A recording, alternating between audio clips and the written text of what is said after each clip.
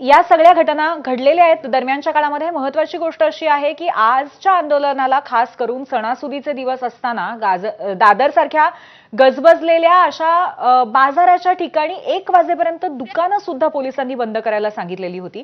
हा एक आश्चर्यकारक मुद्दा आहे। सूरज, हाच प्रश्न मला विचारायचा आहे की आजच्या आंदोलनाच्या निमित्ताने 1 पर्यंत दुकानं बंद ठेवली, खरं तर सणासुदीचे दिवस आहेत, असं पोलिसांनी यावेळीच का केला हा एक प्रश्न आहे। आणि दुसरा प्रश्न असा आहे की मंत्री मंगलप्रभात लोढा हे त्वरेने आले होते गेल्या आठवड्यात जेव्हा आंदोलन झालं होतं तेव्हा, आज मात्र त्यांनी मौन बाळगले। सूरज, नक्कीच पूर्वी आपण पाहिलं तर कुठेतरी मराठा मोर्चा हा जसा मोठा झाला, ज्या पद्धतीने त्याचे पडसाद उमटले तसाच मोर्चा होईल या अनुषंगाने पोलिसांनी खरं तर या ठिकाणी बंदोबस्त ठेवण्यात आला होता। आंदोलनकारी आले, त्याच्यानंतर त्यांना एका ठिकाणी नेलं जाईल, त्यांचं निवेदन स्वीकारलं जाईल, त्यांचं म्हणणं मांडून घेतलं जाईल आणि नंतर त्यांना सोडलं जाईल अशा स्वरूपाचं हे होतं। मात्र पोलिसांनी त्या बाबतीत जर आपण पाहिलं तर जसे एकीकरण समितीची माणसं आली, त्यांना धरपकड सुरू केली, त्यांना ताब्यात घेण्यात आलं, त्यांचं निवेदन हे देखील स्वीकारताना पोलीस कुठेतरी काढता पाय घेतानाच पाहायला मिळाले। त्यामुळे आंदोलनाला कुठेतरी गालबोट लागलाय का आणि पोलिसांनी हे आंदोलन दडपण्याचा प्रयत्न केलाय का असा आरोप आता एकीकरण समितीकडनं केला जात आहे। दुसरीकडे सर्वांनाच आता दादर पोलीस स्टेशनमध्ये नेलेलं आहे। सर्वात महत्त्वाचा प्रश्न ते हेच उपस्थित करत आहेत की ज्यावेळी 6 तारखेला आंदोलन या ठिकाणी झालं त्या ठिकाणी तिथे मंत्री आले होते, मात्र आज या ठिकाणी राजकीय पक्षांना येण्यासंदर्भात बोलून देखील कुणी आलेलं नाहीये।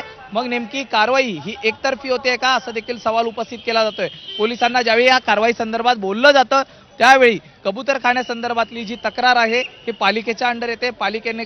पालिकेने जर तक्रार दिली तर योग्य ती कारवाई पुढील केली जाईल असं पोलिसांकडनं सांगण्यात येत आहे। मात्र आपण पाहिलं तर अद्यापही 6 तारखेनंतर कुठलीही कारवाई त्या दिवशीच्या आंदोलनावरती झालेली नाहीये। मात्र आज पोलिसांनी या ठिकाणी मराठा एकीकरण समितीचे जे आहेत त्यांना नेलेलं आहे। आपण पाहतोय की या ठिकाणी गर्दी झाली आणि त्यावेळी पुन्हा या ठिकाणी कुणीतरी जखमी झालेलं आहे आणि त्यांना तातडीने पोलीस मदत ही पोहोचवली जात आहे। एकूणच आज सकाळपासूनच या ठिकाणी माहोल जर आपण पाहिलात तर मोठ्या प्रमाणात गर्दी ही होत होती। पोलिसांचा जो फौजफाटा होता हा देखील मोठ्या प्रमाणात या ठिकाणी तैनात करण्यात आला होता।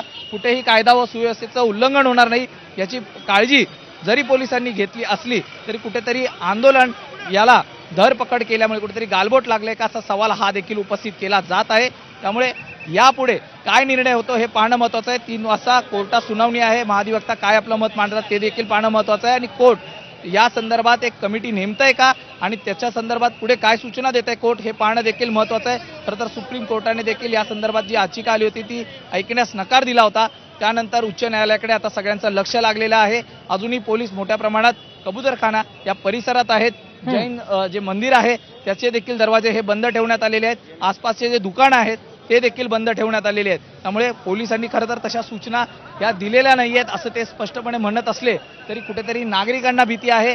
कायदा व्यवस्थेचा जर प्रश्न निर्माण झाला तर कुठेतरी त्याला नुकसान होईल या अनुषंगाने दुकानं ही दुकानदारांनी बंद केली असल्याचं पोलिसांकडनं सांगितलं जातंय। त्यामुळे आता पुढील कारवाई पोलीस काय करतात हे पाहणं महत्त्वाचं राहणार आहे। पूर्वी सूरज, आणखीन एक महत्त्वाचा मुद्दा असा आहे की परवा गेल्या आठवड्यामध्ये जे झालेलं आंदोलन होतं ज्याच्यामध्ये ताडपत्री काढण्यात आलेली होती, त्यानंतर सुतळी कापून बांबू सुद्धा पाडण्यात आलेले होते, त्या आंदोलनाच्या वेळेला पोलिसांनी कुठेतरी अंडर एस्टिमेट केलं होतं काय आंदोलकांना, म्हणजे तेव्हा त्यांचा फौजफाटा पुरेसा नव्हता असं वाटून त्यांनी आज जास्त कुमक तैनात केली आहे असं म्हणायचं का हा खरोखरच कुठेतरी दडपण्याचा प्रयत्न आहे पोलिसांचा असा तिथे तुम्हाला अनुभव येतोय?